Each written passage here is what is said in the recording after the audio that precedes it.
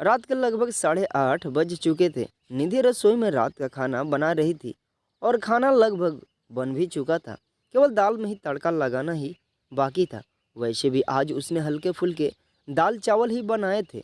दोपहर में कुछ मेहमान आए थे, इसलिए पनीर और छोले दोनों की ही सब्जी बनी थी। तो रात में हल्का फुल्का ही ठीक रहता है।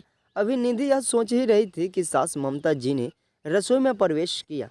बहू शोभा के सास ससुर आने वाले हैं, फटाफट से खाना बना दो, कुछ बढ़िया सा बना देना, आखिर समधी जी आने वाले हैं।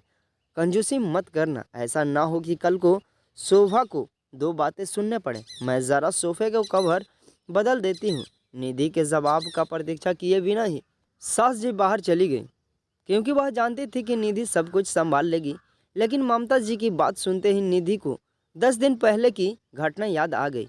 ना चाहते हुए भी उसका मन एक बार फिर से दुखी हो गया। दरअसल ममता जी की आदत है, वह अपने रिश्तेदारों का स्वागत बहुत ही अच्छे तरीके से करती हैं, लेकिन अक्सर जब निधि के घर से कोई आता है तो उन्हें उचित सम्मान नहीं देती हैं। जब भी निधि के घर से कोई आता है तो ममता जी अक्सर मुंह बना लेती, तो कभी यह ताना देती कि बेटी के घर यूं रोज रोज नहीं आया जाता।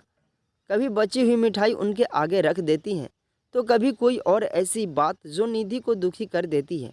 लेकिन पिछली बार तो हद ही हो गई, जब निधि के माता पिता अचानक बिना किसी को पूर्व सूचना के आ गए तो ममता जी ने दोबारा खाना ना बनवाकर दाल में पानी डालकर पतला करने का आदेश दिया और दोपहर की पड़ी हुई सब्जियों में झोंक लगाकर गर्म करने को कह दिया। और रायते में तो वह खुद ही पानी डालकर चली गई। केवल खाने पीने में ही नहीं, अक्सर वह अपने बातों से यह बता देती कि निधि के परिवार में से किसी का भी यहाँ आना उन्हें पसंद नहीं है। वहीं दूसरी तरफ अगर उनकी बेटी के ससुराल से कोई आता है तो 36 तरीके के व्यंजक बनाए जाते हैं, उन्हें पूरा सामान दिया जाता है।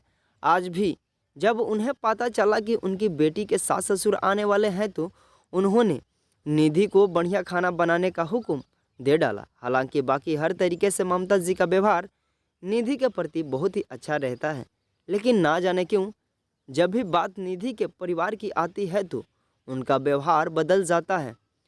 बस यही सब सोचकर आज निधि के आंखों में आंसू भर आए।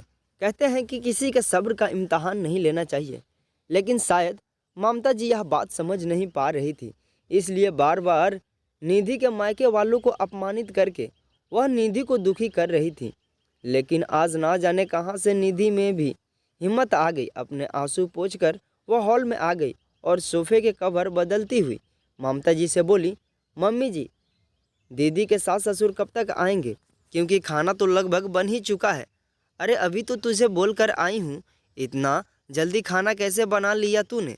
दाल में पानी डालकर उसे पतला कर देती हूँ, रायते में भी पानी डाल देती हूँ, और दोपहर वाली जो पनीर है और छोले की सब्जी बची हुई पड़ी है ना, उसे भी थोड़ा सा कढ़ाई करके तड़का लगा दूंगी। और पुड़िया का आटा तो दोपहर का बचा हुआ ही है, एक्स्ट्रा खाना बनाने की ज़रूरत ही नहीं है। वैसे भी आप ही तो कह रही थी ना, उस दिन की समधी तो घर ही के होते हैं, वह थोड़ी ना बुरा मानेंगे अगर हम उन्हें दोपहर का खाना खिला देंगे।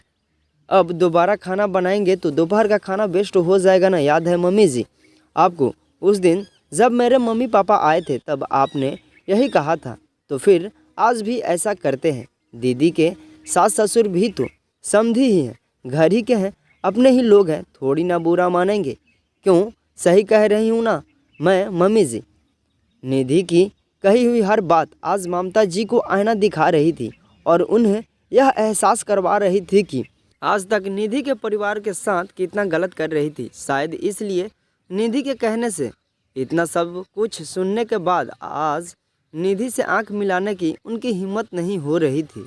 लेकिन फिर भी गलती का एहसास होने पर गलती को स्वीकार करना ममता जी की फितरत नहीं थी।